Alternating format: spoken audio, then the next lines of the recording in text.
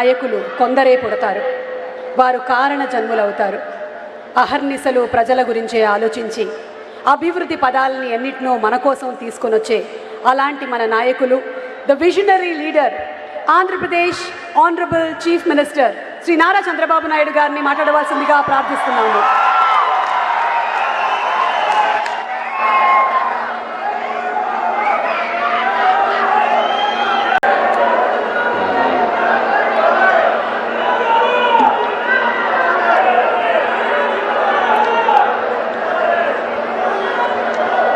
Thank you. గౌరవనీయులు సహచర మంత్రివర్గ సభ్యులు, డిప్యూటీ సీఎం గారు, అదే సమయంలో ఒక పార్టీ అధినేతగా ఉండి ఈ రాష్ట్ర అభివృద్ధి కోసం నిరంతరం పనిచేస్తున్నటువంటి వ్యక్తి మన పవన్ కళ్యాణ్ గారు. ఏమాత్రం డీవియేషన్ లేదు. రాష్ట్రం నష్టపోయింది. అమరజీవి పొట్టి శ్రీరాములు గారి యొక్క స్ఫూర్తితో ఈ రాష్ట్రానికి పూర్వ వైభవం తేవాలనే దీక్షతో నాకు పూర్తిగా సహకరిస్తున్నటువంటి పవన్ కళ్యాణ్ గారికి అన్నింటికంటే ముఖ్యంగా నేను చాలామందిని చూశాను, కానీ ఇటీవల కాలంలో పట్టుదలకు మారుపేరుగా ఈ ప్రాజెక్టు చేపట్టినప్పటి నుంచి ఇప్పటి వరకు ఇక్కడనే క్యాంప్ ఆఫీసు పెట్టుకొని కుటుంబం సమేతంగా పనిచేసినటువంటి దోండి రాకేష్ గారు, నేను Arya Vaishya welfare and development corporation చైర్మన్గా చేస్తే దానికి నిజమైన సార్థకత ఇచ్చారు అలాంటి రాకేష్ని. అదే మరి కుటుంబ సభ్యులైనటువంటి గౌరవనీయులు తంగుడు రేవతి గారు, grand daughter of Potti Sriramulu గారు, శ్రీమతి దేవకి అనురాధ ప్రభాకర్ గారు, మనవరాలైనటువంటి వ్యక్తి. నేను ఎప్పుడూ చెప్తా ఉంటాను, స్ఫూర్తికి మారు పేరు త్యాగాలు. ఏదైనా దానం చేయాలంటే మొట్టమొదటి దానాలు చేసే కమ్యూనిటీ ఆర్యవైశ్య సంఘం. ఆ స్ఫూర్తిని నిలబెట్టుకున్నటువంటి దాతలందరికీ ఈరోజు పొట్టి శ్రీరాములు గారంటే ఒకే కులం వ్యక్తి కాదు, అందరి వాడనే ఉద్దేశంతో ప్రతి ఒక్కరూ ముందుకొచ్చి ఈ విగ్రహం కోసం కృషి చేశారు. కృషి చేసిన ప్రతి ఒక్కరికి మనస్ఫూర్తిగా నమస్కారాలు, అభినందనలు, శుభాభినందనలు. ఈరోజు ఒక చరిత్ర. ఆ చరిత్ర ఈరోజు మనం ఒకసారి చూస్తే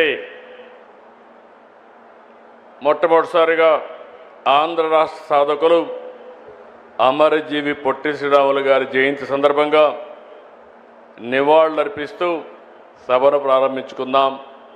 మీ అందరి ఉత్సాహం చూసా. వచ్చినప్పటి నుంచి ఇప్పటికి కూడా ఎంత ఉత్సాహంగా ఉన్నారంటే మీ పట్టుదల చూస్తే నాకు చాలా ఆనందంగా ఉంది. అలాంటి మీ అందరికీ నమస్కారాలు. ఈరోజు విగ్రహం చూసాం. 58 అడుగులు, 58 రోజులు, ఇంకొక 48 అడుగులు ఎత్తు పెట్టారు. అంటే 106 అడుగుల ఎత్తు. దానిపైన ఎక్కి చూస్తే మొత్తం రాజధాని అంతా కనపడుస్తూ ఉంది. నాకు మళ్ళీ ఒక ఆలోచన వచ్చింది. ఇప్పుడు పైనెక్కి చూస్తేనే ఇంత బాగా కనపడుస్తుంది. రేపు రాజధాని పూర్తయితే ఎంత బాగుంటుందో అనే ఆలోచన రేకెత్తించే విధంగా ఆ హైట్ పెట్టారు. ఇంకొక పక్కన 125వ జయంతి, అరుదైన అనుభవం. నేను ఒకటే ఇప్పుడే మిత్రులందరూ చెప్పారు, లోకేష్ గారు కూడా దానికి ముందుకు వచ్చి అప్పుడు చేశారు. ఏ పేరు పెడితే బాగుంటుందని ఆలోచించినప్పుడు అందరూ కలిసి ఏకగ్రీవంగా నిర్ణయించిన పేరు statue of sacrifice. Statue of Liberty ఉంది, స్టాచ్యూ ఆఫ్ యూనిటీ ఉంది, ఆంధ్రప్రదేశ్లో స్టాచ్యూ ఆఫ్ సాక్రిఫైస్ ఉంది. అలాంటిది ఈరోజు మనం చేసుకోవడం. ఈరోజు మీరు చూస్తే 6.8 ఎకరాలు జూలై 14న సరిగ్గా ఏడాది అయింది. అదే మరి ఫౌండేషన్ వేశారు లోకేష్ గారు వచ్చి సెప్టెంబర్ 3. అక్కడి నుంచి మీరు చూస్తే 6 నెలల్లో మొదటి దశ ప్రారంభించాం. 42 టన్నుల కాంస్యం,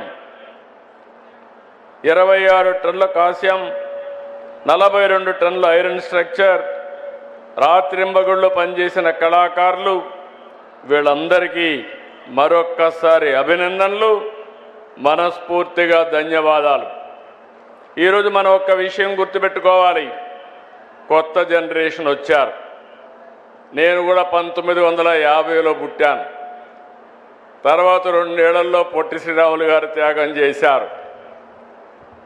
ఇప్పుడు వచ్చిన వాళ్ళైతే ఆయన పుస్తకాలు చదువుకొని ఆయన ఏ త్యాగాలు చేశారో మనం నేర్చుకునే పరిస్థితికి వస్తున్నాం.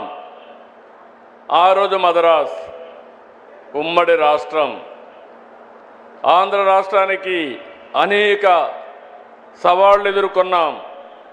ఒక మాటలో చెప్పాలంటే మెడ్రాసు పోతే ఆ రోజు తెలుగు వారికి గుర్తింపు కూడా ఉండేది కాదు. అలాంటి పరిస్థితిలో స్వాతంత్రం కోసం పోరాడినప్పుడు పొట్టి శ్రీరాములు గారు గాంధీజీ నాయకత్వంలో పనిచేయడం, అనేక రకాలైనటువంటి సామాజిక ఉద్యమాల్లో భాగస్వాములయ్యారు. అయితే ఇన్ని సంవత్సరాలుగా మీరు ఇంకొక విషయం గుర్తుపెట్టుకోవాల్సింది, గాంధీజీ మనందరికీ స్వాతంత్రం కోసం పోరాడి సాధిస్తే అహింసా విధానాన్ని ఆ రోజు ఆయన పాటిస్తే పొట్టి శ్రీరాములు గారు ప్రాణత్యాగం చేసి ఆత్మార్పణ చేసి మనకు ఈ రాష్ట్రాన్ని సాధించి పెట్టాడు.